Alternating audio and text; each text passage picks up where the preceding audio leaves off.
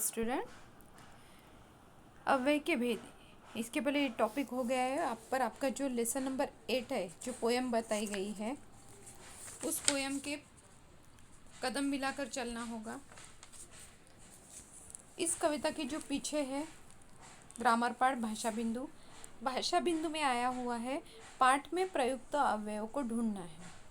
इसके question answer जैसे मैं आपको लिख के भेजूंगी, ये लेसन और 7th लेसन दोनों की, लेसन नंबर 7 हिंग वाला और लेसन नंबर 8 दोनों के क्वेश्चन आंसर आपको लिख के भेजूंगी। साथ में आपको जो अपोजिट वर्ड्स है, सूची के अनुसार कृति करनी है, अपोजिट वर्ड्स है। उसके बाद पीड़ाओं में पलना होगा, इस पंक्ति से संबंधित अपने विचार। तो पीड़ाओं में पलना होगा, इस पंक्ति के संबंध में अपने विचार। ये मैं सिर्फ ये क्वेश्चन आपको वीडियो के माध्यम से समझा के दूंगी, पर आपके जो है विलोम शब्द सूची के अनुसार बनाने हैं, वो मैं अभी इस वीडियो के माध्यम से आपको बता देती हूँ। सबसे पहले इसके ये वीडियो होने के बाद में अब सेकंड क्वेश्चन आया है, पाठ में प्रयुक्त अव्यय ढूंढने हैं और उनके भेद। ये है अव्यय के भेद। जो लेसन, जो आपका 8 लेसन है उसमें का क्वेश्चन नंबर है भाषा बिंदु का, पाठ में प्रयुक्त अव्यय ढूंढकर उनके भेद लिखो। आपको पाठ में से अव्यय ढूंढने पड़ेंगे और उनके भेद लिखने पड़ेंगे। सिर्फ मैं ये आपको समझा के दूंगी और ये क्वेश्चन आपको ही करना पड़ेगा, ये आपके लिए होमवर्क रहेगा। तो अव्यय के भेद, क्रिया विशेषण, जो अव्यय क्रियाओं की विशेषता बताते हैं उन्हें क्रिया विशेषण अव्यय कहते हैं। यह विशेषता स्थान, काल, रीति, परिमाण आदि से संबंधित होती है। अब एग्जाम्पल बताए हैं, वहाँ कोई था, वहाँ क्या है, क्रिया विशेषण। बहन कल आएगी, कल क्या है, क्रिया विशेषण। गाड़ी धीरे धीरे चलती है, फिर से आ गया क्रिया विशेषण धीरे धीरे। पिताजी ने उसे बहुत समझाया, बहुत क्या है, क्रिया विशेषण। झूठ मत बोलो, मत क्या है, क्रिया विशेषण। अब उसके बाद है समुच्चय बोधक अव्यय, दूसरा प्रकार है। अब आपको पाठ में ऐसे सब जितने अव्ययों के भेद है वो सब भेद आपको ढूंढने हैं और उन भेदों का नाम लिख के आपको वाक्य पूरे करने पड़ेंगे। तो समुच्चय बोधक अव्यय में है जो अव्यय एक वाक्य को दूसरे वाक्य या एक समूह को दूसरे समूह या शब्द समूह को जोड़ने का काम करते हैं, उसे समुच्चय बोधक अव्यय कहते हैं। आपको ये एग्जाम में आएंगे, एक तो आपको पहचानना पड़ेगा, दूसरी बात आपको इन अव्ययों के माध्यम से, जैसे आपको इन अव्ययों को सामने देखकर उनकी वाक्य में प्रयोग करना पड़ेगा या उनका प्रकार बताना पड़ेगा। तो ये क्या है, एक वाक्य में रहेंगे या दूसरे वाक्य में या शब्द समूह में रहेंगे, एक शब्द दूसरे शब्दों को जोड़ने का कार्य भी कर। अब जैसे है, सूरज निकला लेकिन प्रकाश नहीं फैला, सूरज निकला है लेकिन प्रकाश नहीं फैला है। लड़कों ने देखा कि अध्यापक आ रहे हैं, लड़के ने क्या देखा, अध्यापक आ रहे हैं। राम और कृष्ण एक ही मकान में रहते हैं, यानी दोनों है, दोनों शब्दों को जोड़ने का काम किया है, दोनों एक ही मकान में रहते हैं।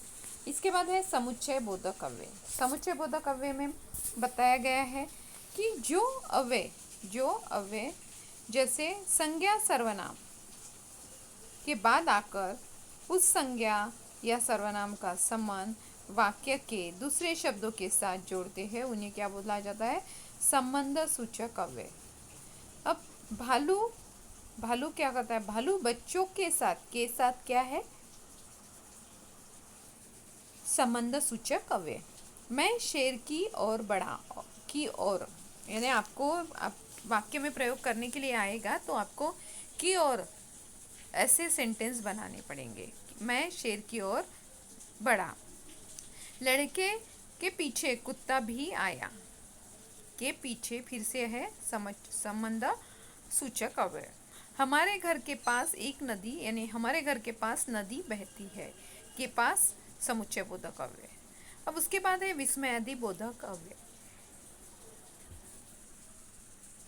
जिन अवयवों का संबंध वाक्य के किसी पद से नहीं होता परंतु वो अवयव केवल वक्ता के आनंद, भय, हर्ष, शोक, तिरस्कार, घृणा आदि भाव को सूचित करते हैं, उन्हें क्या कहा जाता है? विस्मय आदि बोधक अव्यय कहा जाता है।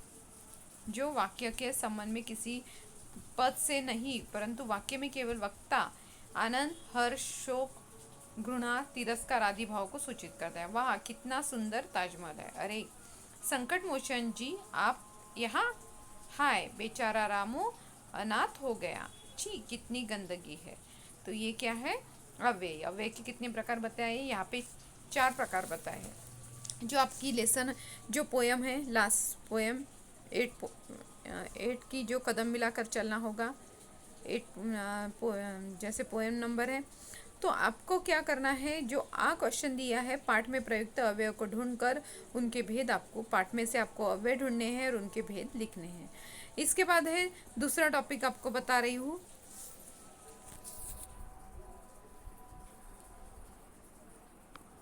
विराम चिन्ह। पढ़ते लिखते समय रुकने की प्रक्रिया को हम क्या कहते हैं? विराम चिन्ह।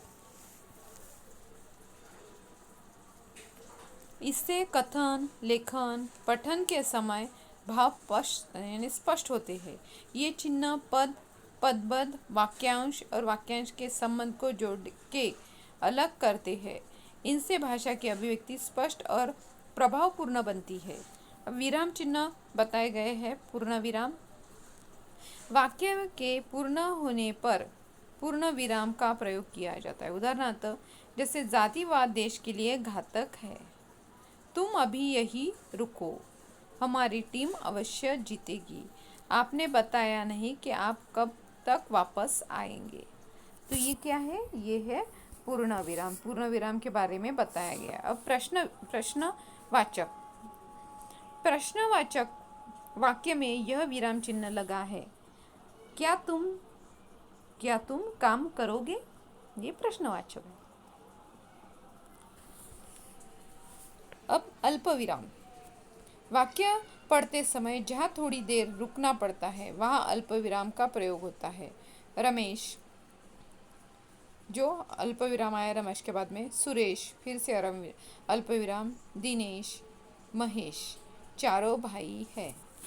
तो यहाँ पे अल्प विराम का उपयोग होगा। आपको ऐसे ही पैसेज के माध्यम से आपको चिन्ह बताने पड़ेंगे कि कौन कौन से हैं। तो सबसे पहले पूर्ण विराम तो हर जगह पे रहता है, साथ में अल्प विराम और बाकी जैसे इस वीडियो के माध्यम से बता रही हूँ। अर्ध विराम। अर्ध विराम यानी एक डॉट रहेगा और एक कॉमा रहेगा। जहाँ पढ़ते समय अल्प विराम के ज़्यादा और पूर्ण विराम से कम रुकना पड़ता है उसे अर्ध विराम चिन्ह कहते। मैंने गाड़ी पकड़ने के लिए बड़ा प्रयत्न किया किंतु सफल न हो सका। तो ये अल्प विराम आए, अर्ध विराम आएगा। फिर उसके बाद है अवतरण चिन्ह है, दोहरा अवतरण चिन्ह।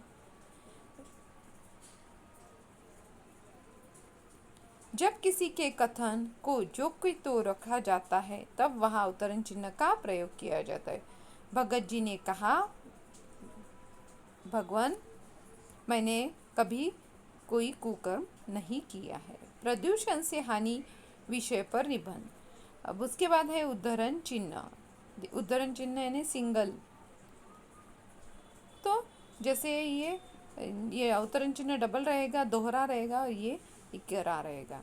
किसी शब्द या वाक्य के विशेष महत्व को दिखाने के लिए उद्धरण चिन्ह का प्रयोग किया जाता है। या किसी शब्द या वाक्य की विशेषता के महत्व को दिखाने के लिए, जैसे भारत आदर्श है, यानी भारत का आदर्श है, सत्यमेव जयते। तो ये कैसे है? विराम चिन्हों में बताया हुआ है।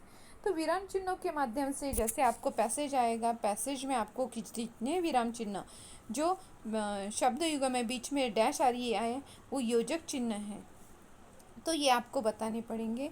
साथ में आपको इस वीडियो के माध्यम से जैसे आपको अव्यय का वाक्य में प्रयोग, विराम चिन्ह पेपर में आएंगी, तो आपको कोशिश करनी है, आएंगी यानी मैंने ऐसे बोला तो आपको पढ़ाई करनी है, आ भी सकते हैं नहीं भी आ सकते हैं। तो ये सब कुछ आपको करके रखना है। उसके बाद इसी लेसन में है जो 8 पोयम है, शब्दों के आधार पर कहानी लिखो, ये समझा के दूंगी। उसके बाद है पाठ में आई हुई विरुद्ध जोड़ियाँ सूची बनानी है, वो समझा के दूंगी नेक्स्ट वीडियो में। और ग्रामर पार्ट में जैसे इसके पहले का वीडियो है, जैसे इसके पहले का जो हिंग वाला लेसन है उसमें का जो अपने विद्यालय में प्रधानाचार्य को यानी प्रधानाचार्य जी को 4 दिन की छुट्टी के लिए हमें प्रार्थना पत्र लिखना है, वो समझा के दूंगी।